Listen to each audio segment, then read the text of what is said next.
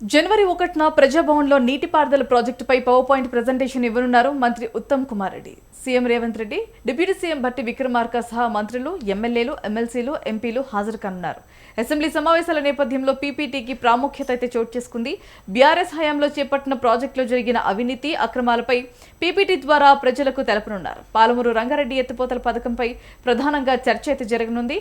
ఇక 2 నెలల్లో కాంగ్రెస్ ప్రభుత్వం కేటాయించిన నిధులను ఆయన వివరించనున్నారు. ఇదే అంశానికి సంబంధించి మరింత సమాచారం మా ఇన్పుట్ ఎడిటర్ రాములు అందిస్తారు.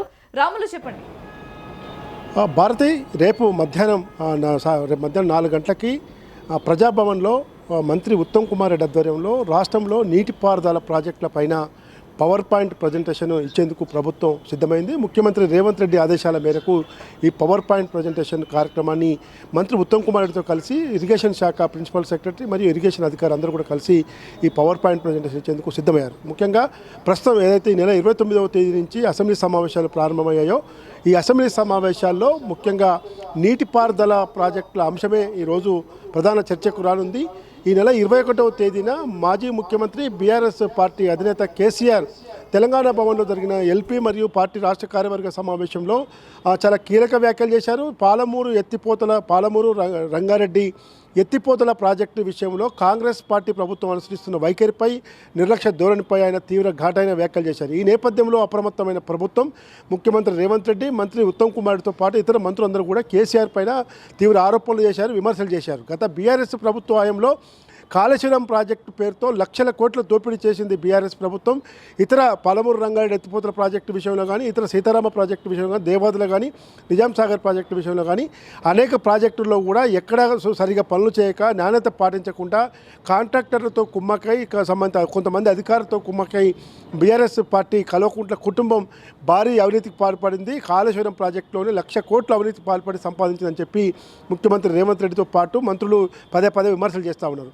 కాబట్టి కేసీఆర్ చేసిన ఆరోపణలు ఖచ్చితంగా ఎదుర్కొనేందుకు అందరం కూడా సిద్ధంగా ఉండాలని చెప్పి ముఖ్యమంత్రి రేవంత్ రెడ్డి మంత్రులకు, పార్టీ ఎమ్మెల్యే, ఎమ్మెల్సీలకు కూడా ఇప్పటికే ఆయన సందేశం ఇచ్చినప్పటికీ రేపు మంత్రి ఉత్తమ్ కుమార్ రెడ్డి ఆధ్వర్యంలో జరిగే పవర్ పాయింట్ ప్రజెంటేషన్లో చాలా కీలక అంశాలు చర్చిస్తున్నారు.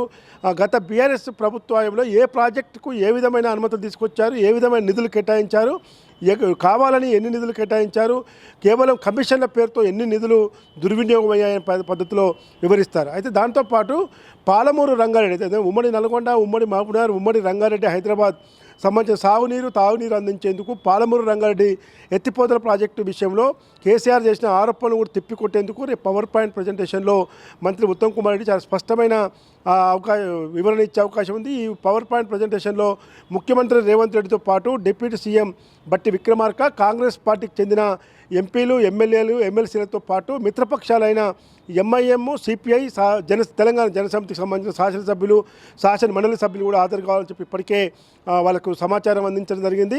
కాబట్టి రేపు పవర్ పాయింట్ ప్రజెంటేషన్లో ముఖ్యంగా పాలమూరు రంగారెడ్డి ప్రాజెక్టు ఎత్తిపోతల ప్రాజెక్టు విషయంలో ఇటు ఇరిగేషన్ మంత్రి ఉత్తమ్ కుమార్ రెడ్డి, అటు మాజీ మంత్రి హరీష్ రావుల మధ్య మీడియా సమావేశాల్లో కానీ, ఇతర ట్వీట్ల రూపంలో కానీ మాటల యుద్ధం నడుస్తూ ఉంది. ఆరోపణలు ప్రత్యారోపణలు చేసుకుంటున్నారు.